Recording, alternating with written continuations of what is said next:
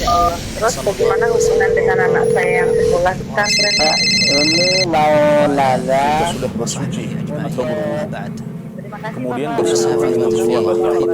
Wudunya batal. Oke.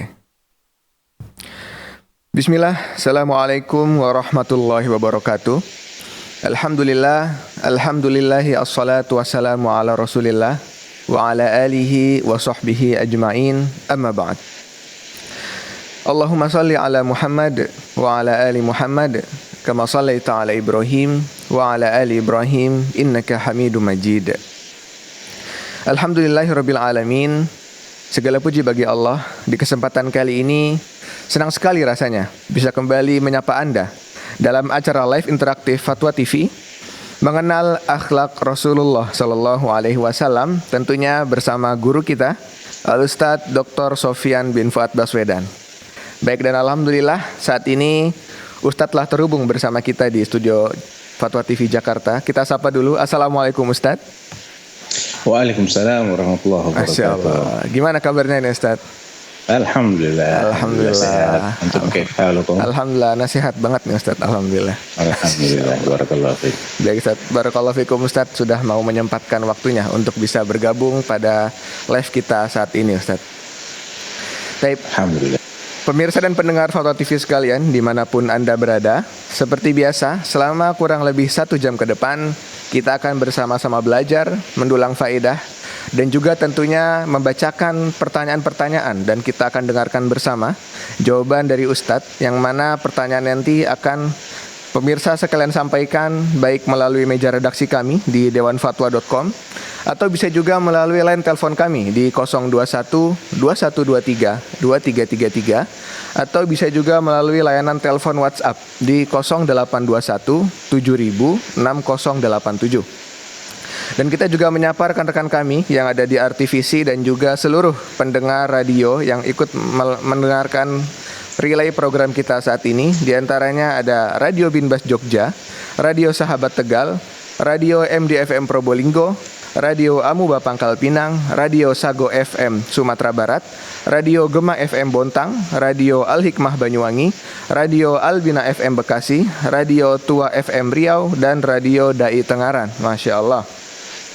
Kami juga mengajak pemirsa dan pendengar sekalian untuk bisa memanfaatkan peluang berjuang bersama kami di Fatwa TV melalui rekening aktif kami yang tertera pada layar pemirsa sekalian, atau bisa juga pada nomor rekening di 777 184 1842 atas nama Fatwa TV.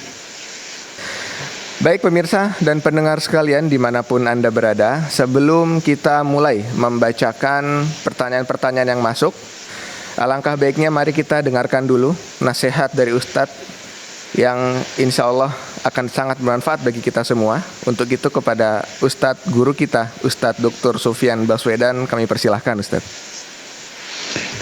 Bismillahirrahmanirrahim. Alhamdulillahi alladzi bi ni'matihi tatimmus shalihat. Asyhadu an la ilaha illallah wahdahu la syarika lahu rabbul ardi was samawat, wa asyhadu anna Muhammadan abduhu wa rasuluhu khairul bariyat. Sallallahu alaihi wa ala sahbihi wal ali waz zawjati, amma ba'd. Para pemirsa Fatwa TV dan yang menyimak relay dari acara ini dimanapun antum berada, barakallahu fikum. Alhamdulillah, tak henti-hentinya kita haturkan puji syukur kita kehadirat Allah Subhanahu wa taala atas segenap nikmat, karunia, taufik, kesehatan dan juga kesempatan yang Allah berikan kepada kita. Salah satunya adalah dengan menyimak acara ini, karena ini adalah bagian dari cara kita untuk menuntut ilmu.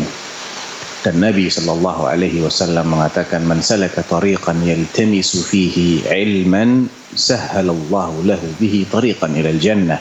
Siapa yang menempuh suatu jalan dalam rangka mencari ilmu sedikit demi sedikit, maka dengan itu Allah akan permudah jalannya ke jannah. Oleh karena itu, Ana ucapkan kepada antum semua yang menyempatkan dirinya, walaupun hanya dengan menyimak melalui radio atau melalui layar televisi ataupun melalui wasilah-wasilah yang lain, ya, mudah-mudahan ini semua tercatat oleh Allah Subhanahu wa taala sebagai salah satu yang akan mempermudah jalan antum semua untuk mendapatkan jannahnya. Dan ana ucapkan juga kepada segenap kru Fatwa TV, baik yang di Jakarta, di Solo, di Jember, baik mereka yang dikenal ataupun yang belum dikenal, barakallahu fikum wa fi juhudikum. Mudah-mudahan Allah mencatat semua upaya antum, jerih payah antum dalam menyebarkan kajian-kajian ilmiah di mimbar Fatwa TV yang kita cintai ini sebagai amal jariyah, ya. Karena itu adalah sebaik-baik sesuatu yang menyibukkan seseorang, ya. Kalaupun tidak bisa menyampaikan ilmunya, maka menyebarkan ilmu juga kebaikannya besar. Karena ilmu ini tidak mungkin disebarkan oleh ustadznya secara langsung. Perlu bantuan orang-orang yang bekerja di balik layar, yang di satu sisi mereka mungkin memang tidak dikenal, namun sebetulnya kami ini juga mendambakan, ya, posisi-posisi yang tidak dikenal itu, karena itu lebih mudah untuk menjaga keikhlasan daripada yang duduk di depan kamera. Jadi saya ucapkan juga kepada semua yang bekerja menyebarkan ilmu baik di Fatwa TV ataupun di media-media dakwah lainnya, pertahankan, ya, tetap semangat dan jaga keikhlasan. Mungkin itu nasihat pembukaannya. Barakallahu fikum. Baik Ustaz, jazakallahu khairan Ustaz, barakallahu fikum Ustaz atas nasihatnya Ustaz, ya. Semoga dapat memotivasi kita semua Ustaz, ya, baik yang di studio ataupun teman-teman penggiat dakwah lainnya Ustaz, ya. Baik. Amin. Baik pemirsa Fatwa TV sekalian,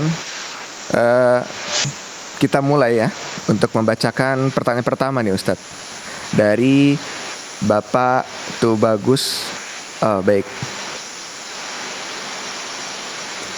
Ustaz, mohon izin untuk mengangkat penelpon pertama kita pada sore hari ini Ustaz. Ada Bapak Kadan di Cianjur. Bismillah. Assalamualaikum Fatwa TV. Waalaikumsalam warahmatullahi wabarakatuh. Ya, silakan Bapak, satu pertanyaannya. Ustaz, ini pertanyaan saya ini sedang masalah safar Ustaz. Jadi batasan ketika berangkat safar ataupun ketika pulang dari safar, batasan boleh mengqashar sholat itu sampai di mana Ustaz? Kemudian ketika kita pulang dari safar dan niat menjamak takhir sholat, contohnya maghrib dengan isya ditarik ke isya Ustaz. Cuman pas sampai ke rumah itu ada waktu kurang lebih 10 menit waktu maghrib, jadi masih ada waktu untuk sholat maghrib Ustaz. Apakah harus sholat dijamak boleh juga ataupun harus masing-masing Ustaz? Dikarenakan sholat masih ada walaupun sedikit Ustaz. Baik, cukup Bapak ya. Ya. Baik Bapak, terima kasih atas pertanyaannya. Assalamualaikum warahmatullahi wabarakatuh. Waalaikumsalam warahmatullahi wabarakatuh. Mohon jawabannya Ustaz. Barakallahu fiik. Terkait batasan safar, ya, sampai kapan boleh mengqashar. Kalau dilihat dari segi jarak, maka memang ada jarak yang minimal itu harus dicapai agar suatu perjalanan itu sah untuk dinamakan sebagai safar. Ada jarak yang disebutkan dalam hadis Nabi, yaitu sekitar 4 barid. 4 barid ini sekitar, ya, estimasinya antara 70 sampai 80 km lah. Memang tidak ada patokan yang jelas karena dulu dilakukan dengan mengendarai unta. Jadi 1 barid itu jarak perjalanan unta sekitar sehari semalam, atau 4 barid itu sekitar sehari semalam, ya.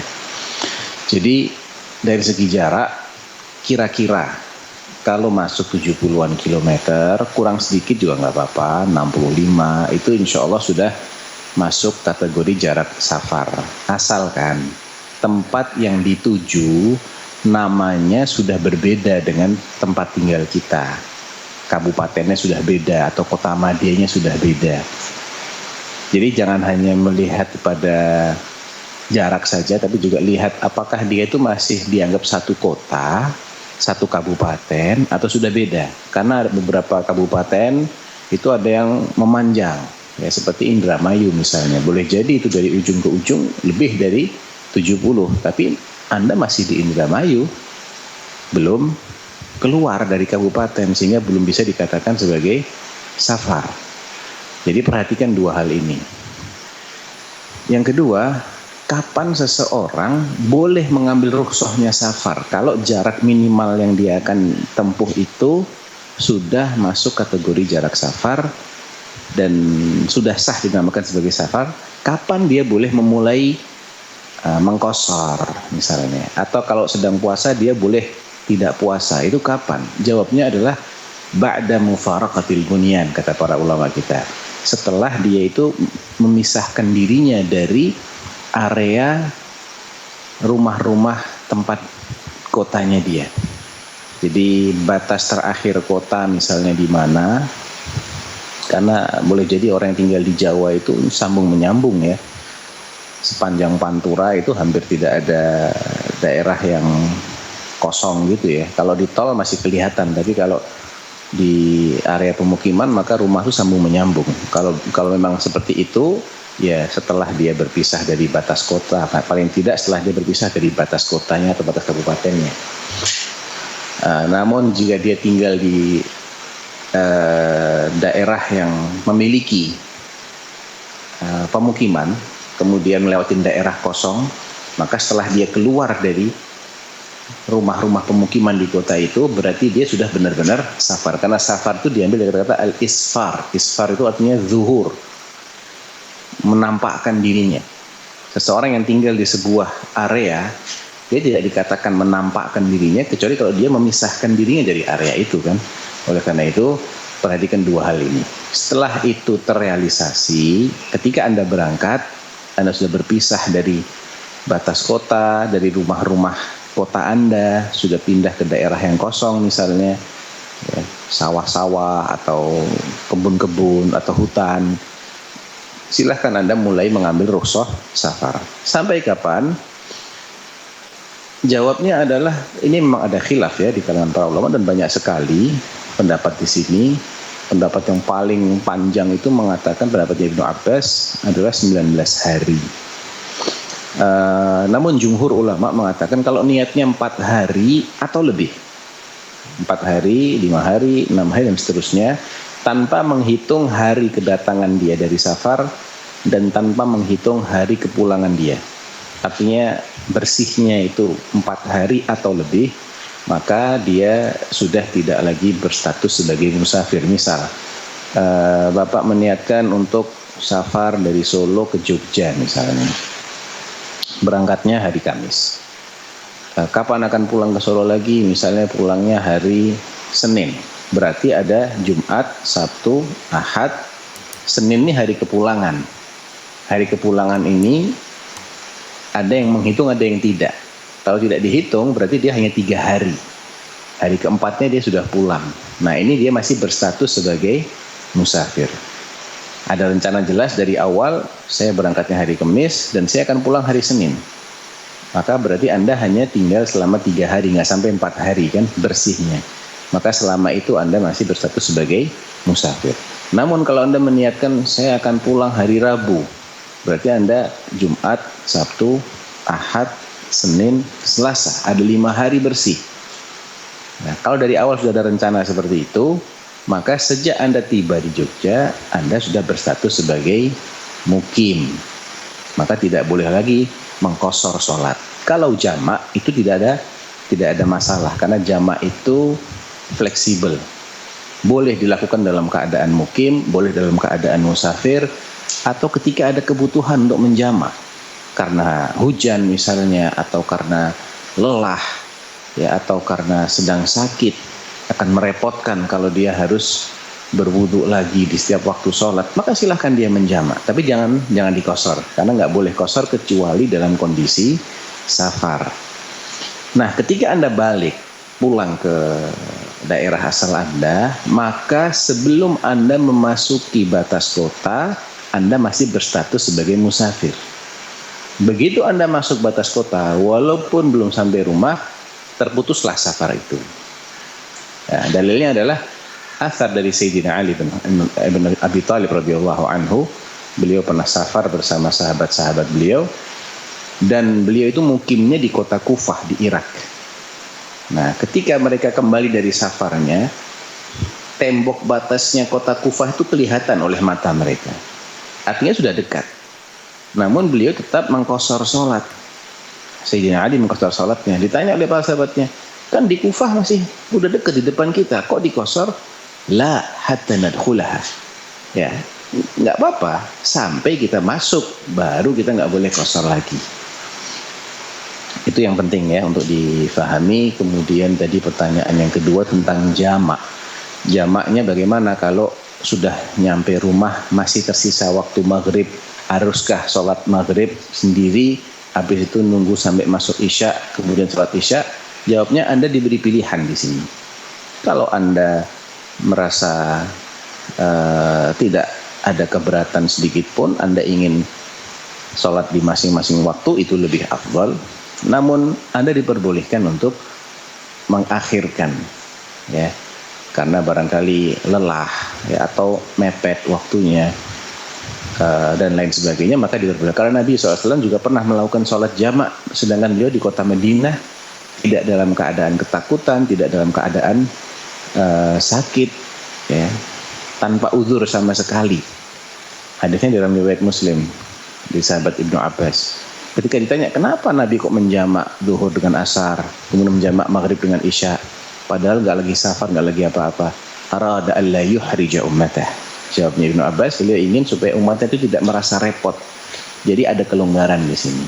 Intinya tidak mengapa kalau disolat dilakukan sebelum waktu maghrib habis, ataupun ditunda sampai isya dan ditakhir. Yang penting sudah tidak boleh dikosor lagi karena Anda sudah tidak dalam kondisi safar. Wallahu a'lam.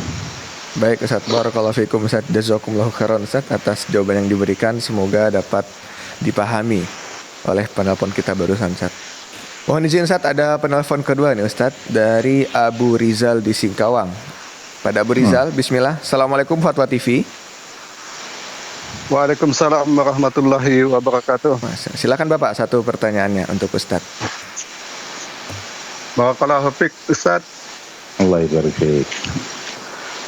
Begini Ustaz, ketika seseorang sholat maghrib, dia masbuk Ustaz, dia mendapati imam sudah rukuk. Apakah yang dilakukannya setelah takbiratul ihram, yang membaca iftitah, yang membaca surah Al-Fatihah, atau ikut imam rukuk Ustaz?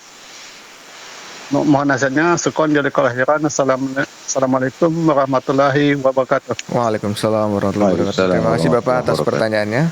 Ustaz, mohon dijawab Ustaz, barakallahu fikum. Baik. Dalam kondisi seperti ini, jawabnya adalah sebagaimana yang disabdakan oleh Nabi SAW dalam hadisnya Abu Hurairah al-muttafaq alaih. Idza sami'tumul iqamata famshu ila as-salah wa 'alaikum bis-sakinati wal waqar. Fama adraktum fasallu wa ma fatakum fa'timmu. Apabila kalian mendengar iqamah itu berkumandang, maka bergegaslah, jalanlah menuju tempat kalian mendengar panggilan itu, masjid maksudnya ya. Wa 'alaikum bis-sakinah wa 'alaikum bis-sakinati wal waqar wa la tusri'u. Kalian hendaknya jalan dengan tenang, dengan sopan, jangan tergesa-gesa. Fama adraktum fasallu. Nanti apapun yang kalian dapati, udah kalian langsung ikut sholat.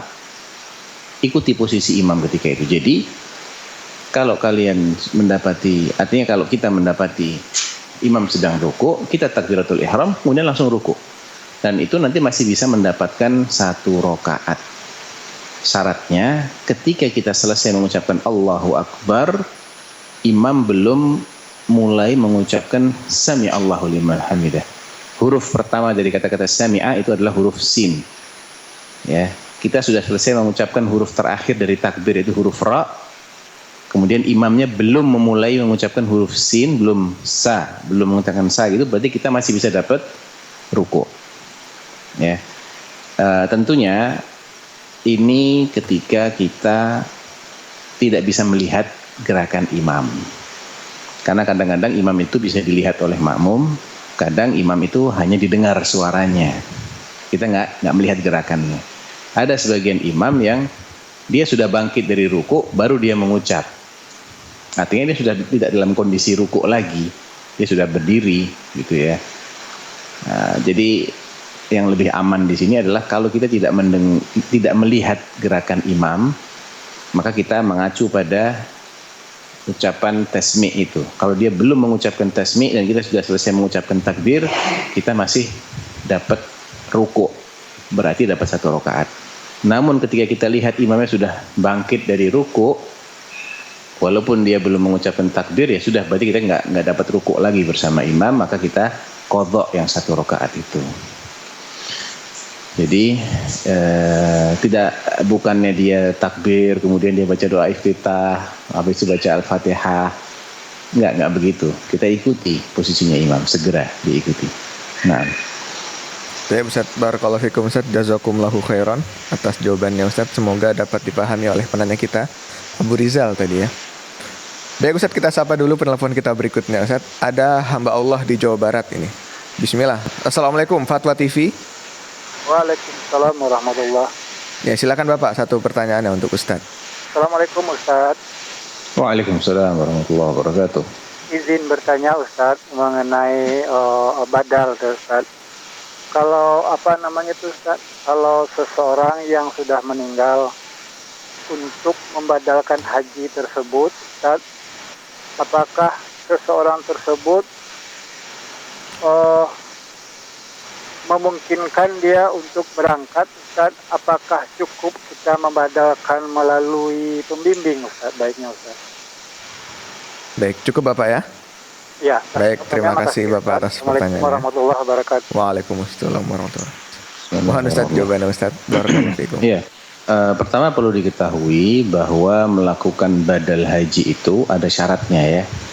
Yang pertama, syaratnya bagi yang akan membadalkan, syaratnya adalah dia harus sudah pernah haji untuk dirinya dulu,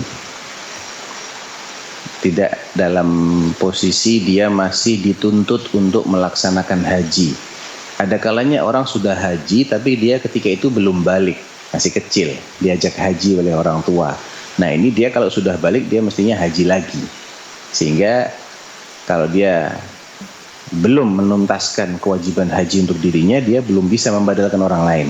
Kalau dia sudah haji untuk dirinya, maka dia bisa membadalkan orang lain. Nah, syaratnya yang akan dibadalkan orangnya ini adalah orang yang sudah tidak mampu lagi secara fisik untuk berangkat haji dengan uzur yang sifatnya permanen. Ya, sakit yang nggak ada harapan sembuh, atau fisik yang demikian lemah, nggak kuat dia menempuh perjalanan berjam-jam. Nah, uzurnya permanen atau udah meninggal. Nah, ini yang boleh dibadalkan. Anda boleh membadalkan sebagai anaknya misalnya atau kerabatnya. Boleh juga minta tolong kepada orang lain untuk membadalkan, ya, pembimbingnya atau jamaah misalnya yang sudah pernah haji, ada yang mau untuk membadalkan, maka itu boleh. Jadi tidak harus yang bersangkutan, tapi bisa dititipkan ke orang yang amanah tentunya ya, orang yang fiqh, yang bisa dipercaya. Jadi dia itu meniatkan untuk orang yang dibadalkan. Kalau kitanya khawatir, jangan-jangan dianya lupa nanti, atau kita belum yakin dengan orang ini apakah dia benar-benar akan membadalkan, atau jangan-jangan dia menerima badal juga dari orang lain. Ya, sebaiknya Anda sendiri yang membadalkan kalau begitu. Karena badal nggak bisa dirangkap, hanya salah satu saja. Ya, satu orang, ya sudah. Berarti dia akan menghaji untuk orang itu. Nah. Baik Ustaz, jazakumullah khairan Ustaz atas jawabannya. Semoga dapat dipahami. Baik, pertanyaan berikutnya Ustaz, penelpon berikutnya dari Umu Dini di Pekanbaru. Fatwa TV, Assalamualaikum. Iya. Waalaikumsalam warahmatullahi wabarakatuh. Ya, silakan Ibu, satu pertanyaannya untuk Ustaz. Iya, Pak Ustadz mau bertanya, apakah ada hadisnya untuk membaca salawat Allahumma sholli wa sallim ala rasulika Muhammad. Kalau ada, alhamdulillah. Tapi kalau tidak, adakah sholawat yang paling ringkas yang bisa kita rutin untuk membacanya? Itu aja yang saya tanyakan. Jazakallah khairan. Assalamualaikum warahmatullahi wabarakatuh. Waalaikumsalam warahmatullahi wabarakatuh. Terima kasih Ibu Dini atas pertanyaannya. Baik Ustaz, mohon dijawab Ustaz. Barakallahu fikum. Iya. Kalau adakah hadis yang menyebutkan redaksi sholawat sebagai berikut, Allahumma sholli wa sallim ala rasulika Muhammad. Seingat saya Bu, sepanjang pengetahuan dan ingatan saya, dan saya tidak mengklaim saya menghafal semua hadis ya, atau saya mengingat semua hadis, saya tidak mengklaim itu. Cuman seingat saya tidak ada. Tapi tidak ada masalah Bu, itu lafaz baik-baik saja. Karena memang kita diperintahkan untuk bersolawat dan bersalam. Ya, innallaha wa malaikatahu yusholluna 'alan nabi ya ayyuhalladzina amanu shallu 'alaihi wa sallimu taslima. Ya ayyuhalladzina amanu, diperintah untuk semua orang beriman ucapkan salawat dan salam. Dan kalau kita mengatakan Allahumma shalli wa sallim ala rasulika, kita sudah mengamalkan ayat ini. Dan tidak ada kata-kata yang salah dalam redaksi itu. Dan kalau tadi Ibu minta ucapan salawat yang paling ringkas, itu sudah yang paling ringkas Bu. Ya, hanya bedanya mungkin dengan yang di hadis pakai nabi, di situ pakai rasul. Tapi kan sama aja maknanya, nggak ada masalah. Ya. Nah. Baik Ustaz, jazakumullah khairan Ustaz atas jawabannya. Baik Ustaz, ini ada penelpon berikutnya Ustaz dari hamba Allah di Bogor Ustaz. Baik, Fatwa TV, Assalamualaikum. Ya, Assalamualaikum Ustaz, barakatuh. Ya, Waalaikumsalam. Silakan Ibu, satu pertanyaan. Apa ingin bertanya Ustaz soal sholat. Jadi kan kita dianjurkan tiap sujud memperbanyak doa gitu. Jadi setiap sujud saya suka berdoa, tapi kadang-kadang doanya tuh misalnya sujud pertama misalnya kita surga, sujud kedua anu soleh, nanti sujud terakhir selalu saya tutup dengan bina. Itu gimana ya Ustaz? Kadang-kadang sering saya rutinin gitu. Agak kurang jelas ya, suaranya. Agak kurang jelas Ibu. Bisa diulang Ibu? Suaranya jelas ya. Itu aja Ustaz. Bisa diulang Ibu, mohon maaf. Ibu. Bisa diulang Ibu pertanyaannya? Suaranya nggak jelas Bu. Halo Ibu. Halo. Ya. Bisa diulang Ibu pertanyaannya? Tadi suaranya kurang jelas. Silahkan Ibu. Oh itu, misalnya saya setiap sholat kan dianjurkan pada saat sujud itu perbanyak doa. Iya. Jadi sering saya suka rutinkan gitu, kalau sujud pertama doanya ini, sujud kedua ini. Jadi sujud terakhir kadang-kadang saya rutinkan itu kayak Robana Atina gitu. Apakah itu boleh? Terus apa sah sholat saya gitu? Oh baik Ibu. Yeah. Nah Ibu, itu ya. aja. Assalamualaikum warahmatullahi wabarakatuh. Baik, terima kasih buat atas pertanyaannya. Baik, sebetulnya kalau kita tidak melakukan itu dengan keyakinan bahwa ini lebih afdol, maka tidak ada masalah. Kita melakukan sesuatu tanpa kita meyakini urutan ini, di sujud pertama saya baca ini, sujud kedua saya baca ini, dan seterusnya, tanpa ada keyakinan bahwasanya itu tuh disunahkan atau itu lebih baik, maka silahkan lakukan itu, tidak ada masalah. Ya, karena kita tidak melakukan dan tidak merubah hukum. Ya, diperintahkan untuk sujud, untuk banyak-banyak doa ketika sujud, kita amalkan perintah itu. Kemudian kita melakukan sesuatu yang sifatnya rutin tanpa ada keyakinan sedikit pun bahwasanya urut-urutan ini lebih afdol daripada kalau tidak begini. Namun saran saya ya akan lebih baik manakala kita acak sesekali, biar kita tidak istilahnya lambat laun kita merasa kalau nggak begitu nggak pas doanya. Itu kekhawatiran saya. Jadi lebih baik kalau itu kita acak sehingga tidak melakukan sesuatu dengan tata cara tertentu secara kontinu dalam sebuah ibadah padahal tidak ada perintah langsung untuk melakukan dengan tata cara kontinu seperti itu. Sesekali diganti urutannya atau diganti doanya atau dipindah supaya kita terhindar dari hal-hal yang tidak diinginkan. Nah, Baik Ustaz, jazakumullah khairan. sholatnya sah, nggak ada masalah, Bu. Baik, sholatnya sah Ustaz ya berarti. Sah. Baik Ustaz, jazakumullah khairan Ustaz atas jawabannya. Berikutnya penelpon berikutnya Ustaz, ada Bapak Buston di Sumatera Barat. Baik Bapak, Assalamualaikum Fatwa TV. Waalaikumsalam warahmatullahi Baik, silakan Bapak, satu pertanyaannya untuk Ustaz. Ini bacaan zikir yang berbunyi Nabi pilih wa tub alayya innaka tawwabur rahim. Nabi pilih wa tub alayya innaka tawwabur rahim. Ini apakah termasuk zikir mutlak atau zikir muqayyad yang harus dibaca sesudah salat duha?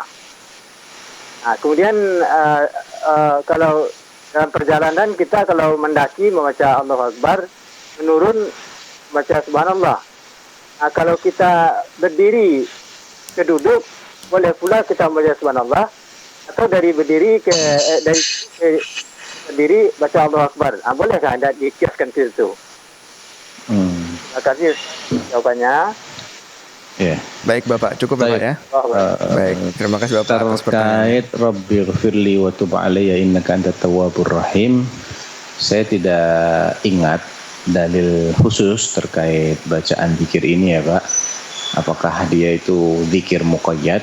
Tapi kalau secara makna, bacaan itu tidak ada makna yang mengkhususkan dia untuk dibaca di waktu tertentu. Bahkan Nabi SAW ketika beliau itu sedang duduk bermajlis, beliau memperbanyak ucapan istighfar, dan itu kan semakna dengan itu ya. Astaghfirullah wa atubu ilaih. Astaghfirullah wa atubu ilaih. Rabbighfirli wa tub alayya. Maknanya sama persis. Ya Allah, ampuni aku dan terima taubatku. Aku minta ampun dan aku bertaubat. Maknanya sama persis. Sehingga itu bisa juga dibaca di tempat-tempat yang lain. Kalaupun dalam sebagian hadis disebutkan dibaca setelah sholat duha, maka tidak berarti hanya boleh dibaca setelah sholat duha. Karena makna dari hadis ini ada dalam hadis yang lain yang sifatnya Nabi memperbanyak membaca istighfar dan taubat setiap kali duduk antara 70 sampai 100 kali. Sehingga ini lebih fleksibel insya-Allah. Kemudian tadi pertanyaan yang kedua apa tadi ya? Tentang itu Ustaz, menanjak menyebutkan Allahu Akbar. Kalau naik kita baca Allahu Akbar, turun kita baca Subhanallah. Tapi apakah ketika kita berdiri dan ketika kita duduk, Allahu a'lam, saya tidak tahu. Tapi kalau Anda naik lift, pas naik baca itu takbir. Pas turun liftnya baca tasbih. Ini juga naik eskalator juga masuk.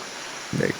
Tapi kalau pesawat take off atau landing juga sama. Naik kendaraan ketika menanjak baca takbir, ketika turun baca tasbih.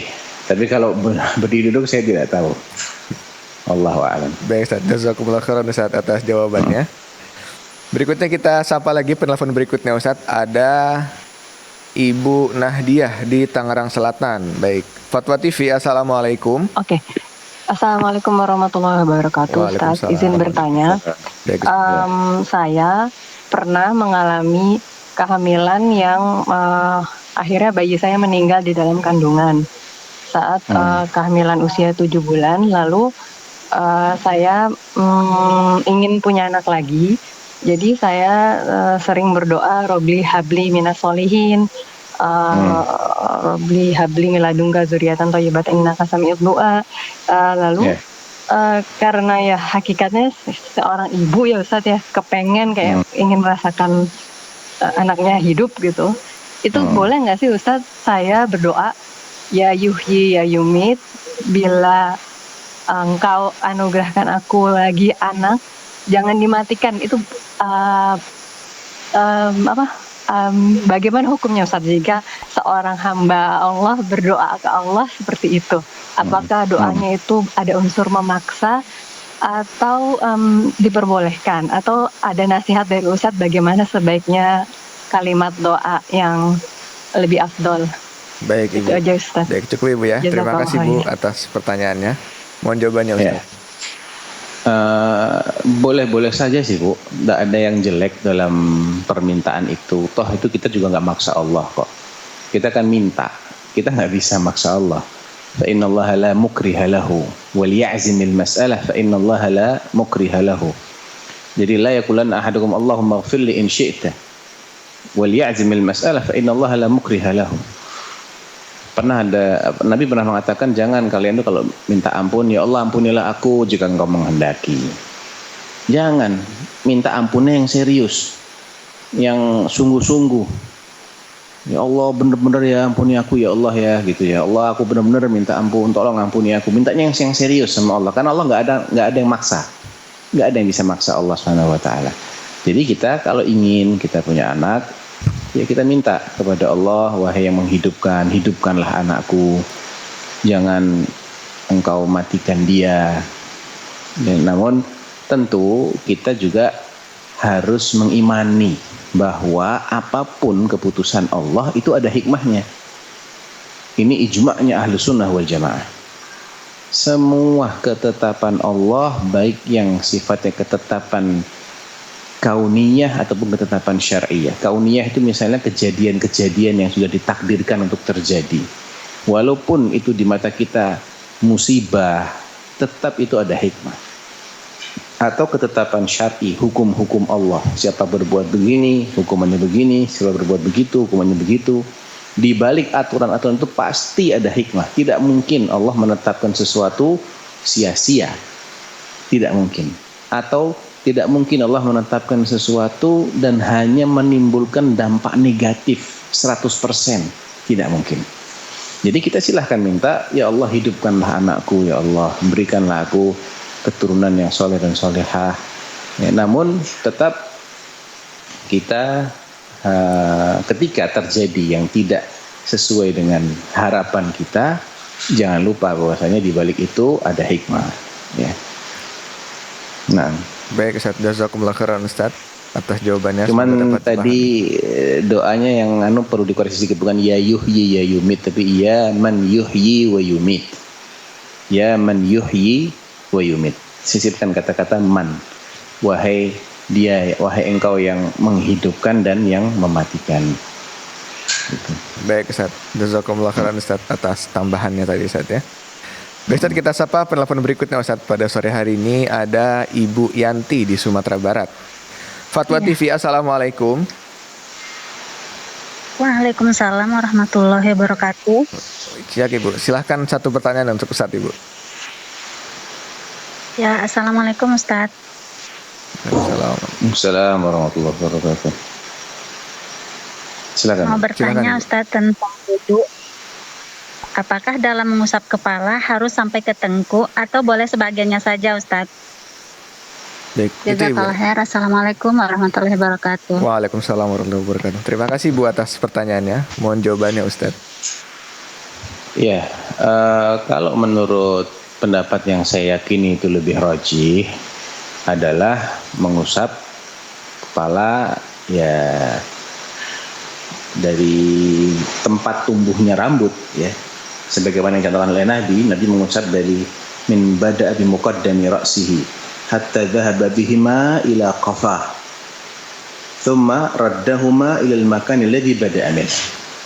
Nabi memulai dari bagian depan kepalanya, kemudian diusapkan ke belakang sampai ke tengkuk, kemudian beliau kembalikan tangannya itu ke bagian depan. Jadi itu yang disunahkan, yang diajarkan oleh Nabi Sallallahu Alaihi Wasallam. Adapun dalam madhab Imam Syafi'i rahimahullah disebutkan bahwa apabila usapan itu sudah mengenai 3 helai rambut, maka itu sudah sah. Nah, ini tidak bertentangan dengan mereka yang menyunahkan mengusap keseluruhan kepala, tidak. Karena sebetulnya Imam Syafi'i juga mengatakan itu sunnah. Tapi kalau cuma 3 itu sudah sah. Sedangkan yang lain bilang harus sebagian besar kepala yang diusap, itu tidak cukup 3 helai rambut. Sehingga kalau kita ingin pendapat yang lebih aman, pendapatnya mayoritas ulama, maka usap sebagian besar kepala. Itu jelas semuanya mengatakan itu sah, bahkan lebih afdal menurut madhab al-Imam Asy-Syafi'i rahimahullahu ta'ala. Naam. Jazakumullah khairan Ustaz atas jawabannya, semoga dapat dipahami. Baik Ustaz, kita sapa lagi penelpon berikutnya. Ada Ibu Hanum Ustaz di Jakarta. Baik, Fatwa TV, Assalamualaikum. Ya. Silahkan Ibu, satu pertanyaannya. Assalamualaikum warahmatullahi wabarakatuh. Waalaikumsalam. Waalaikumsalam warahmatullahi wabarakatuh. Halo Ibu, silakan Ibu pertanyaannya. Iya, saya mau menanyakan pertanyaan kepada Ustaz.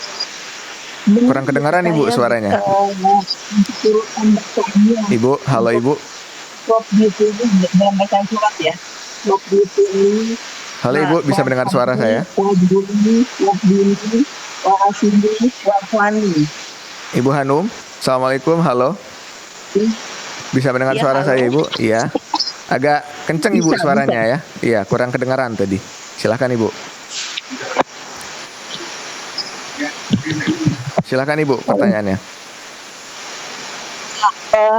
Gini Ustadz, Baik. urutannya betul gak dalam bacaan sholat saya dalam mengucapkan Robbi firli, warhamni, wajburni, wahdini, wa'afini, wa'afwani gitu. Baik, itu Ibu ya pertanyaannya. Ya. Ini urutannya Ibu, coba diulang urutannya Ibu. Rabbi ghfirli, Robbi firli, warhamni, wajburni, wahdini, wa'afini, wa'afwani. Baik. Iya. Itu Bu ya pertanyaannya ya. Nah, baik aja Ustaz. Terima Ya. kasih Bu atas Terima pertanyaannya. kasih. Baik, mohon jawabannya Ustaz. Barakallahu fikum. Allah yabarik fik. Jadi memang ada perbedaan riwayat antara satu kitab dengan kitab lain ya. Mana yang didahulukan, mana yang diakhirkan. Dan bacaan itu juga sebetulnya ada pilihan lain, ada opsi lain. Ada yang lebih ringkas, itu Rabbil firli, Rabbil firli. 2 kali itu sudah cukup untuk dianggap membaca doa duduk di antara 2 sujud. Sebagaimana dalam hadis yang diriwayatkan oleh An-Nasa'i dan Ibnu Majah dari sahabat Hudzaifah ibn al-Yaman radhiyallahu anhuma, anna Nabiy sallallahu alaihi wasallam kana yaqulu baina sajdatain rabbighfirli rabbighfirli. Bahwasanya Nabi itu biasa mengucapkan ketika duduk di antara 2 sujud, rabbighfirli rabbighfirli. Adapun dalam hadis lain yang diriwayatkan oleh Abu Dawud dari sahabat Ibnu Abbas, anna Nabi sallallahu alaihi wasallam kana yaqulu baina sajdatain, bahwasanya Nabi itu ketika duduk di antara 2 sujud beliau mengatakan atau membaca Allahumma ighfirli warhamni, ya. Allahumma ighfirli warhamni wa'afini wahdini warzuqni. 5 permintaan. Allahumma ighfirli warhamni wa'afini wahdini warzuqni. Itu riwayatnya Abu Dawud. Adapun hadis yang sama, hadisnya Ibnu Abbas ini, menurut riwayatnya At-Tirmidzi ada tambahan dan ada penggantian sebetulnya, bukan tambahan, penggantian. Kata-kata wa'afini diganti dengan wajburni. Jadi bacaannya gimana? Allahumma ighfirli warhamni wajburni wahdini warzuqni. Itu kalau versinya At-Tirmidzi. Jadi silahkan Ibu mau baca yang versinya At-Tirmidzi, ataukah membaca yang versinya Abu Dawud, ataukah membaca yang hadisnya Hudzaifah, digabung semua juga boleh. Kalau kata-katanya yang Allahumma diganti Rabbi juga tidak masalah, karena semakna, dan ada kemungkinan perawi itu meriwayatkan dengan makna juga, karena tidak merubah makna. Allahumma itu artinya ya Allah, Rabbi itu ya Rabbi, Allah juga menjadi Rabb kita. Dalam hal-hal yang sifatnya doa ada sedikit kelonggaran di sini ya, karena kita juga mendapati di riwayat yang lain pakai kata Rabbil firli. Rabbighfirli begitu. Tapi kalau tidak ada bukti bahwasanya doa itu boleh diriwayatkan secara makna, ya kita jangan merubah redaksinya. Contohnya bacaan yang kita nggak boleh ganti redaksinya itu adalah takbirnya sholat. Ya, Allahu Akbar, kita bacanya Allahu Akbar. Kita nggak boleh ganti akbar itu dengan sifat Allah yang lain. Allahu A'zam misalnya, nggak boleh. Allahul Ajal, nggak boleh. Walaupun itu sifatnya Allah, tapi karena memang tidak ada prakteknya dari Nabi SAW, ya kita tidak mengganti. Namun kan di sini ada dua riwayat. Riwayat A pakai Rabbighfirli, riwayat B pakai Allahumma gfirli. Maknanya sama. Insya Allah tidak mengapa, Bu. Wallahu a'lam. Baik Ustaz, jazakumullah khairan Ustaz atas jawabannya. Semoga dapat dipahami ya. Baik Ustaz, kita sapa lagi penelpon kita berikutnya Ustaz. Ada Bapak Abduh di Sumatera Selatan. Fatwa TV, Assalamualaikum. Waalaikumsalam. Ya, silakan Bapak pertanyaannya untuk Ustaz. Kami ingin menanyakan tentang doa khusus untuk terhindar dari penyakit tuli. Itu ada Pak Ustaz? Mohon penjelasannya Pak Ustaz. Tolong diulang Pak. Bisa diulang Bapak? Tentang apa tadi? Kurang jelas tadi Bapak. Bisa diulang pertanyaannya? Ini mau nanya tentang doa khusus untuk terhindar dari penyakit tuli. Apa Pak? Tuli, penyakit tuli. Baik. Ya. Baik. Terima kasih Bapak Abdul atas pertanyaannya. Mohon jawabannya Ustaz. Ya, Assalamualaikum. Ya kalau doa khusus, saya tidak ingat hadis yang menyebutkan penyakit tuli ya. Tapi penyakit jelek secara umum ada. Ya Allahumma inni a'udzubika minal barasi wal jununi wal judham wa sayyi'il asqam. Itu masuk dalam keumuman kalimat yang keempat tadi Pak. Allahumma inni a'udzubika, ya Allah aku berlindung kepadamu, minal baras, dari penyakit belang, wal junun, gila, wal judham, lepra atau kusta, wa min sayyi'il asqam, dan penyakit-penyakit buruk lainnya.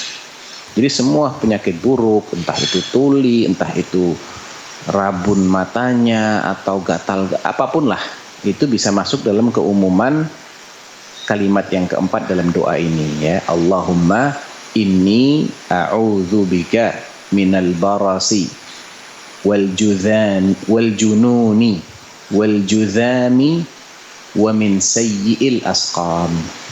Begitu Pak doanya. Barakallahu fiik. Baik Ustaz, jazakumullah khairan Ustaz atas jawabannya. Berarti intinya tidak ada doa khusus Ustaz ya? Adanya doa yang saya tahu yang menyebutkan penyakit tuli, saya belum pernah menemukan. Baik. Saya tidak mengklaim saya tahu semua hadis ya. Baik. Tapi sejauh yang Ana tahu, Ana belum menemukan untuk khusus penyakit tuli. Kalaupun ingin dalam bahasa Indonesia juga nggak masalah, kok Allah memahami semua bahasa. Baik. Ya Allah, aku lindungilah aku dari penyakit tuli, penyakit sebutkan dalam bahasa Indonesia, nggak ada masalah sama sekali. Barakallahu fiik. Baik Ustaz, barakallahu fiikum Ustaz. Jazakumullah khairan Ustaz atas jawabannya. Baik, kita sapa kembali Ustaz. Penelpon kita sore hari ini ada Ibu Sinar di Sulawesi Tenggara. Silakan Ibu Sinar, Fatwa TV. Assalamualaikum. Waalaikumsalam warahmatullahi wabarakatuh. Ya, silakan Ibu, satu pertanyaannya untuk Ustaz. Iya, ini mohon maaf Pak Ustadz, izin bertanya tentang niat sholat. Kalau kita, kenapa ini suara dia kembali? Gimana Ibu? Iya, kalau kita berdiri sholat kan sebelumnya kita niat. Apakah itu niat? Kalau selama ini saya Pak Ustadz, mohon maaf karena belum saya bertanya, saya lafazkan. Ya seperti ini Ustadz, ini kan dekat-dekat maghrib. Saya bilang, tapi enggak nyaring.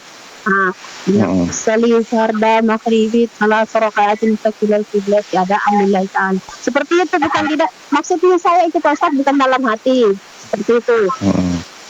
Itu kan kita tahu niat itu dalam hati, tapi kan kebiasaan mungkin ya Pak Ustadz dilafazkan seperti itu. Bagaimana itu Pak Ustadz? Apa harus saya rubah yang seperti niat yang sesungguhnya, apa yang bagaimana Pak Ustadz? Mohon pencerahannya Pak Ustadz. Terima kasih banyak. Wassalamualaikum warahmatullahi wabarakatuh. Waalaikumsalam warahmatullahi wabarakatuh. Terima kasih Bu Sinar atas pertanyaannya. Baik Ustadz, mohon jawabannya Ustadz untuk pertanyaan terakhir kita pada kesempatan ini Ustadz. Kalau kita merujuk kepada kebiasaan baginda Nabi Muhammad SAW, maka tidak ada keterangan bahwa beliau melafadzkan niat tersebut. Dan tidak ada juga perintah untuk melafadzkan niat tersebut. Karena yang namanya niat itu ibadah hati memang, bukan ibadah lisan. Dan tempatnya niat itu di hati kita. Sehingga ketika hati kita ini sudah sadar kita mau sholat maghrib, sudah cukuplah itu sebagai niat. Bahkan ketika terjadi ketidaksinkronan antara apa yang kita niatkan dalam hati dengan apa yang terucap oleh lisan, tetap yang jadi patokan tuh hati kita, bukan lisan kita. Misal nih, niatnya tuh mau sholat maghrib, cuman kepleset ngomongnya usolli fardal isya, misalnya. Maka tetap yang sah itu adalah apa yang dia niatkan dalam hatinya, bukan apa yang dia ucapkan oleh lisannya. Nah, boleh nggak mengucapkan niat, melafadzkan niat? Ya memang tidak akan menjadikan sholat kita tidak sah, tetap sah-sah saja ya, karena juga itu salah satu dari pendapat yang cukup terkenal ya dalam mazhab Syafi'i, bahkan itu prakteknya Imam Syafi'i sendiri, sehingga ini masalah bukan masalah yang terjadi ijma di situ, tapi ada khilaf. Namun yang saya yakini lebih sesuai dengan sunnah Rasulullah SAW adalah tidak melafadzkan niat. Karena seandainya itu lebih baik, pasti ada riwayat yang mengatakan demikian. Karena Nabi itu sholat ribuan kali seumur hidup beliau. Ya, satu hari aja sholatnya 5 kali. Setahun sudah berapa kali? Dikali 350 sudah berapa? Beliau itu 10 tahun di Medina. Berarti ribuan kali beliau melaksanakan sholat. Masa iya sekalipun tidak ada riwayat yang menyebutkan beliau menjaharkan niatnya dengan sampai didengar oleh para sahabat. Artinya ini sesuatu yang mustahil. Mereka meriwayatkan hal-hal yang jauh lebih simple ya, lebih sederhana. Meriwayatkan bagaimana gerakan tangannya beliau ketika posisi duduk di antara dua sujud, tolehan pipi beliau ketika salam, cara beliau mengangkat tangan, bacaan beliau, bahkan sebelum beliau membaca Al-Fatihah itu beliau membaca sesuatu. Itu aja diperhatikan oleh sahabat Nabi. Abu Hurairah tahu kalau beliau baca doa iftitah, padahal nggak dijaharkan oleh Nabi. Kenapa? Karena dilihat oleh Abu Hurairah dari belakang jenggotnya Nabi itu bergetar-getar sebelum beliau baca Al-Fatihah. Ditanya, engkau tadi membaca sesuatu ya Rasulullah, apa bacaannya? Nah, sehingga mustahil ya kalau melafadzkan niat itu sampai nggak diketahui sama sekali oleh sahabat Nabi. Nggak ada satupun yang meriwayatkan. Ini sesuatu yang sulit untuk diterima secara logika berdasarkan yang kita kenal dari antusiasmenya para sahabat dalam menukil semua praktek ibadah yang mereka dapatkan dari baginda Rasulullah Muhammad SAW. Sehingga saran saya, ibu latihan aja bu, tidak usah melafadzkan niat, ya, karena Allah juga lebih tahu kok niat kita. Qul atu'allimunallaha bidinikum, di akhir-akhir surat Al-Hujurat kan Allah menyindir. Katakan wahai Rasulullah, apakah kalian hendak mengajari Allah tentang agama kalian? Ya Allah, saya mau sholat ya Allah, sholatnya sholat maghrib 3 rakaat, ngadep kiblat sebagai makmum atau sebagai imam. Ya masa kita harus menyatakan itu kepada Allah? Allah sudah tahu niat kita. Jangankan kita, orang yang melihat seseorang saja, adzan berkumandang misalnya, adzan maghrib berkumandang, terus kita lihat tetangga kita pakai songkok, pakai baju koko, pakai sarung berangkat ke masjid, kita sudah bisa tebak ini orang mau sholat maghrib. Apalagi diri kita sendiri, masa kita kesulitan untuk mengetahui niatnya kita ini apa? Jangan malah kita buka pintu untuk setan supaya memberikan was-was. Kalau saya nggak ucap, saya jadi was-was ini. Sudah niat atau belum? Nah, jadi jangan sampai kita justru memberikan peluang kepada setan untuk mencampakkan rasa atau membisikkan yuwaswis ya, menyisipkan perasaan was-was hanya karena masalah niat ini. Wallahu a'lam. Baik Ustaz, jazakumullah khairan Ustaz atas jawabannya, semoga dapat dipahami.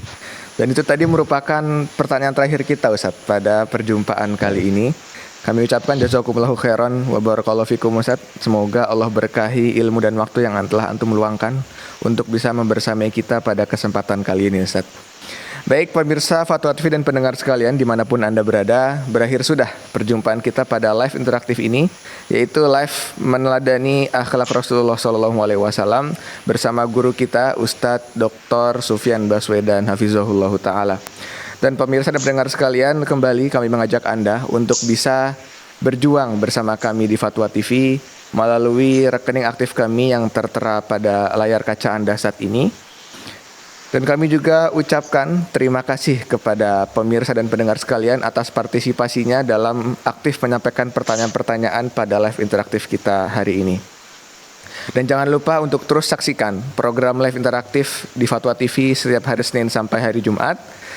Akhir kata, kami mewakili kru yang bertugas, memohon maaf apabila ada kesalahan, dan sampai jumpa pada live berikutnya. Barakallahu fikum, summa assalamualaikum warahmatullahi wabarakatuh. Ya Allah. Terus bagaimana hubungan dengan anak saya yang sekolah pesantren? Ini mau nanya. Sudah bersuci atau belum?